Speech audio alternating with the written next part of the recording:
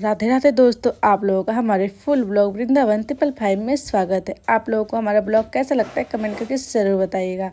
कल एकादशी था तो उसके लिए हमने वीडियो शूट किया था, तो वो वीडियो हम आज डाल रहे हैं। कल था मोहिनी एकादशी। मोहिनी एकादशी का क्या फल होता है तो चलिए हम आपको बताते हैं। तो सबसे पहले हम एकादशी के दिन कान्हा जी को दूध, दही, मधु, गुड़, हल्दी से हम लोग स्नान कराते हैं और गंगा जल से और तुलसी का पत्ता से। एकादशी के एक दिन पहले ही हमें तुलसी का पत्ता तोड़ के रख देना चाहिए। एकादशी के दिन हमें तुलसी का पत्ता नहीं तोड़ना चाहिए। हम अपने लाला जी का हर एक एक चीज़ में तुलसी का पत्ता जरूर डालते हैं, क्योंकि तुलसी उनको बहुत प्रिय होती है। इसी के लिए हम देखिए कान्हा जी और लड्डू गोपाल छोटे वाले, विष्णु जी और लक्ष्मी जी को भी हम नहला रहे हैं, क्योंकि एकादशी के दिन हमें सब कुछ अच्छे से नियम से ही करना चाहिए। उपवास जो करते हैं वो तो उनको पता ही होगा। एकादशी, मोहिनी एकादशी का क्या फल है तो चलिए हम इस दिन माँ लक्ष्मी और विष्णु भगवान का हमें उपवास करना चाहिए। एकादशी हिंदू पंचांग के अनुसार वैशाख माह शुक्ल पक्ष में हमें ये मोहिनी एकादशी का व्रत करना चाहिए। तो चलिए हम आपको इसकी एक कहानी सुनाते हैं। करने के लिए युद्ध चल रहा था, तब असुरों ने अमृत कलश छीन लिया। तब देवताओं को बचाने के लिए भगवान श्री विष्णु ने मोहिनी का रूप धारण किया और अपने मनमोहक सौंदर्य से असुरों को मोहित करके उन्हें अमृत पिलाने से रोक दिया। और तब देवताओं ने अमृत का पान किया और देवताओं को अमृत की प्राप्ति हुई और वे विजयी हुए। इसलिए मोहिनी एकादशी को मोहभंजन एकादशी भी कहते हैं। इस दिन मनुष्य अपने अंदर के विकारों, दोषों जैसे मोह, लोभ, क्रोध और ईर्ष्या पर विजय प्राप्त करने का संकल्प लेता है। साथ ही भगवान विष्णु की कृपा से मोक्ष प्राप्ति की कामना भी करता है। धार्मिक मान्यताओं के अनुसार मोहिनी एकादशी का व्रत रखने वाला भक्त सांसारिक सुखों को भोग कर अंत में मोक्ष की प्राप्ति करता है। इस व्रत के पुण्य प्रताप से व्यक्ति सभी पापों से मुक्त हो जाता है। आपको बताते तो चलिए आपको बता दिया हमने कि इसका अर्थ और कहानी। इसी के लिए हमें हर एकादशी करना चाहिए। महीने में 2 एकादशी आता है।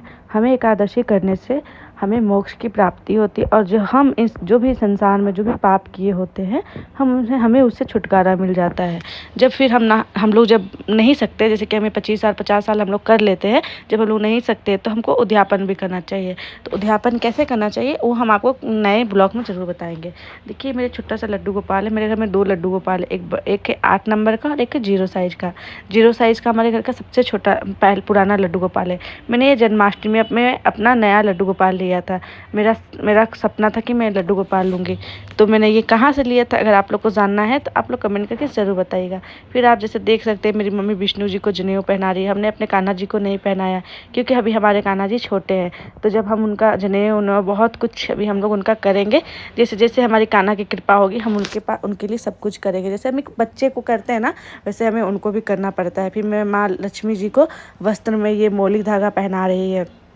तो आप लोग भी अपने घर में ऐसे ही करिएगा।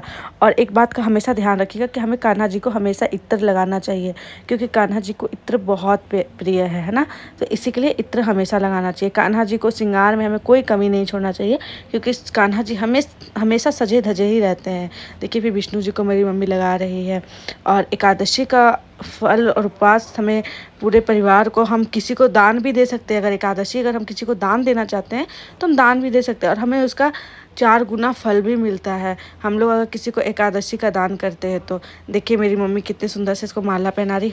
मैंने कान्हा जी को हमेशा तुलसी का माला पहनाए रखती हूँ, और उनका श्रृंगार का माला भी पहनाए रखती हूँ। अगर आप लोगों को कमेंट में, अगर आप लोगों को ऐसा माला चाहिए तो आप लोग कमेंट में ज़रूर बताइएगा। फिर मेरे कान्हा जी को हम लोग एक चौकी पे बैठा के, विष्णु लक्ष्मी नारायण जी को बैठा के, फिर छोटे वाले लड्डू गोपाल जी को हम लोग बैठा के उनको टीका, चंदन, हल्दी, कुमकुम हम लोग लगा रहे हैं, माँ लक्ष्मी जी को भी, क्योंकि इनको हमें सब कुछ करना चाहिए। फिर उसके बाद मम्मी उनको पानी ऐसे ऐसे छिड़क रही है, दे रही है। ऐसे तो हम लोग नहला चुके हैं, पर भी हमें देना चाहिए।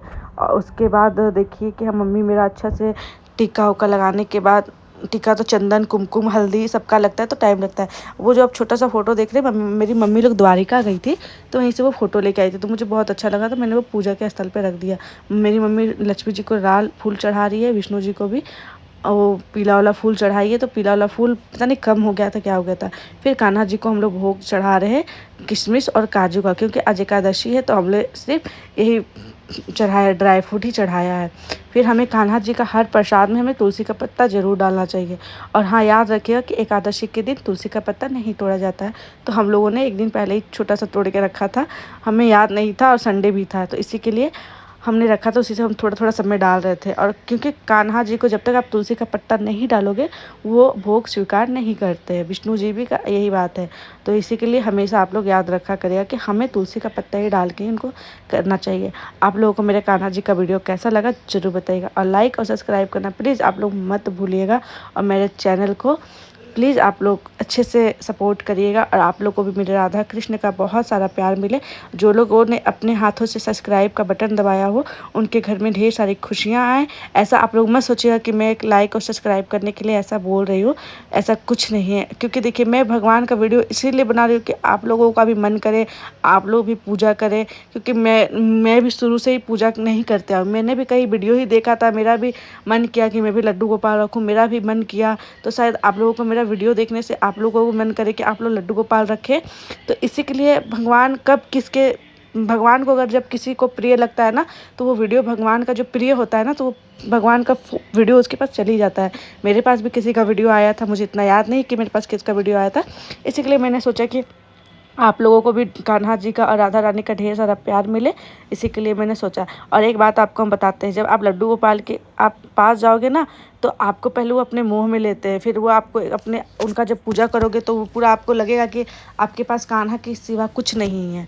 फिर बाद में ऐसा लगेगा कि नहीं, आपको पूजा क्यों करना है, मेरा मन नहीं कर रहा है। ऐसा आपको हमेशा होगा, मगर फिर भी आपका मन एक ऐसा होगा ना कि अगर आपका सच्चा मन है तो आप फिर पूजा करोगे ही उनका, आप उनका हर चीज़ का ध्यान रखोगे, एक एक छोटे छोटे चीज़ का। फिर जब उनको आप दिल से पूजा करने लगोगे ना, तो जब उनको गर्मी लगेगा, भूख लगेगा, प्यास लगेगा, तो वो आपको अंदर से आत्मा बोलेगा कि अंदर का आत्मा का आवाज़ आएगा कि कान्हा जी को भूख लग रहा है, इनको अब पानी पिलाना है, ऐसा करना है।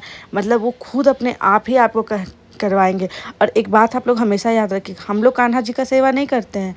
कान्हा जी हम लोगों ने कान्हा का कुछ ऐसा पुण्य किया होगा जो कि हमें कान्हा जी का सेवा करने का मौका मिला है। तो क्यों हम लोग कान्हा जी का हम लोगों को सेवा करने का मौका मिलता है, मैं भी इसका एक ब्लॉग आपको ज़रूर बना के दूंगी। क्योंकि कान्हा का पूजा करना बहुत नसीब वाले लोग को मिलता है। इसी के लिए राधा रानी आप लोग को ढेर सारी खुशियाँ दे। मेरे चैनल को लाइक और सब्सक्राइब करना मत भूलिएगा। राधे राधे।